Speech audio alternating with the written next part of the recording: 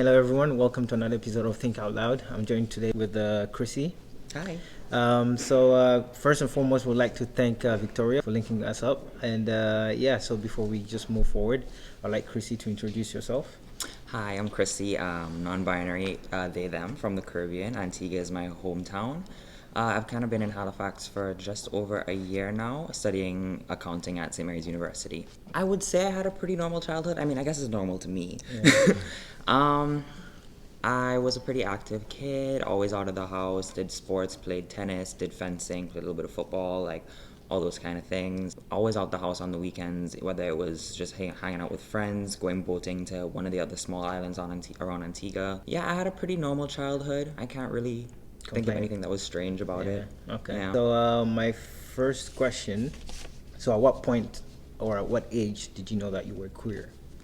I mean, I guess I've kind of always known, and I feel like a lot of people can agree with this. Like when you actually sit down and when you've realized who you are and you sit down and you think back to your younger years, you realize like, damn, I kind of always was this way, but you just can't, you deny it because of societal pressures or whatever else. But I guess when I put two and two together, I would have been 14, 15 maybe. Yeah. But my earliest memory of queerness, I guess, was probably when I was 7 or 8. Yeah, because there was like two instances. There was one instance where there was like this little boy on the TV screen. I was like, oh, he's cute. And I was like, Mom, he's cute. And she was like, huh? And then repress that. And another thing was, you know the movie Shrek, right? Yeah. So I had the DVD for that. And they were like music videos for some of the songs in Shrek. And there was this one music video where this guy was singing in the castle that Fiona was kept in, and there was a whole bunch of like flamenco dances or something, like ladies with really long flowy skirts, and I would go press play on that video, run upstairs, get a blanket, put it on, and just be dancing and twirling in that little skirt. So yeah, I've kind of always known, I guess. So again, for people like me who are not well educated on the LGBTQ community, what does queer mean? So queer is kind of like a catch-all term.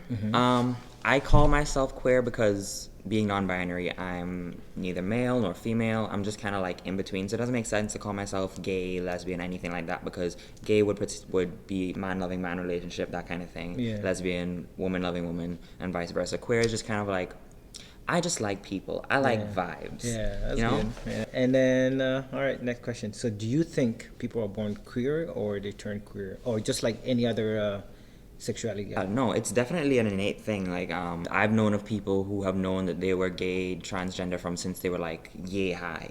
So it's not like something where it's like, oh, people push this on you, so then you became this. Because if that was the case, I grew up watching straight people kissing on the TV all the time. I should be straight by that train of thought. Yeah, that's fair. So yeah, people are definitely born this way. So what were your friends and parents' reaction when you came out to them? Some of my friends were like, okay, and about time. Yeah, they weren't really shocked. My mom kind of knew. I think my dad, basically all my family kind of had an idea, and I was just the oblivious one who was like, they're not gonna know. They're gonna kick me out of the house. But no, they were all really sweet and kind about it. My dad was great. I think I was more afraid of coming out to my dad because it's always the dad. My dad. Yeah. But he was really sweet about it. My mom was amazing. My grandparents also were. I was kind of scared of that because my mom's parents are very Catholic. Very Catholic, especially my grandma. My grandpa, he's always been kind of cool, so I wasn't too afraid of him. But her, she could be tough sometimes. So I was afraid of that, but she was still very loving and kind and sweet about it. So yeah, all my family took it pretty well, and all my friends took it pretty well as well. So that's good. Yeah. I've had it pretty lucky. And that's pretty rare, especially for people in the Black community. So I'm quite shocked by that. But it shows, again, the changes that we've gone through, right? For sure, yeah. Yeah, for sure. What rights, if there are any, do queer people lack? In general, just the right to be ourselves. Because in some places like Canada, the States, and some European places, and I'm not saying like everywhere in Canada, the States, and all these other places, but in the big cities and stuff, it's not so bad being openly queer here because, yes, you'll get the odd stare or whatever, but for the most part, it's good. But at the same time, like, we shouldn't be stared at or judged just for being ourselves. Like, I wouldn't walk down the street and just stare at a straight person for being straight and be like, ew, disgusting, heterosexual, Like, no, that doesn't happen. So, like, why can't we be afforded those same liberties? I feel like that's the main thing. Because once everybody sees us as equal, then everything else is null and void, because that's really the only thing that's holding us back. It's this sense of equality. Yeah.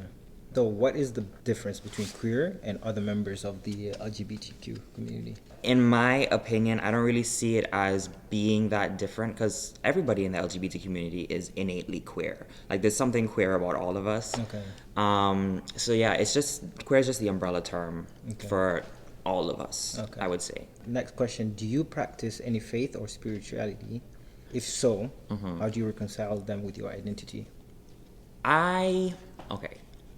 I can't say that I don't practice, because if I'm back home in Grenada, I will go to church. But I don't currently practice up here. I think it's just because I don't like the vibe of churches up here. Like, it's too Caucasian for me. I'm not, no. No shade to them, but it's just not for me. Yeah. But yeah, I guess I technically am a Roman Catholic, because I grew up in the church. I went to church for almost 20 years of my life.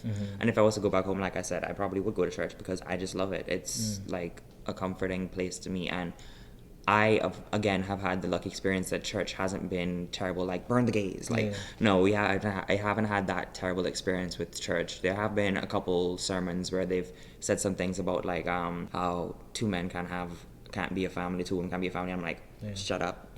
But other than that, like, it hasn't been any direct attacks on the LGBT community, which is nice. But through my eyes, I don't see anything wrong with being gay and a practicing Catholic. Because, like, everybody likes to say, oh, we love Jesus, we follow Jesus, da-da-da. Jesus said, love thy neighbor as you love yourself. So why can't you love me in my entirety? Why must I compartmentalize myself and only push a part of myself that you want to love?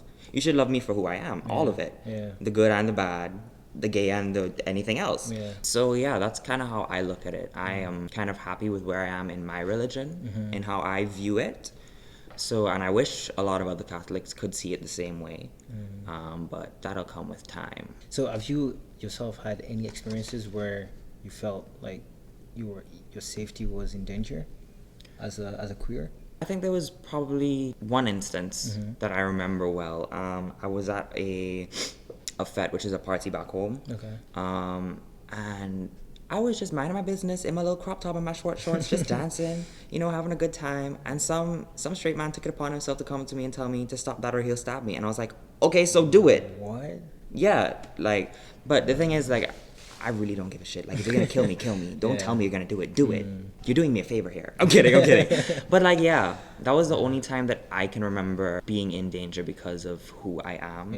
I surround myself with people who do not think that way, who are happy with me for who I am, and who aren't, like, bigots or anything like that.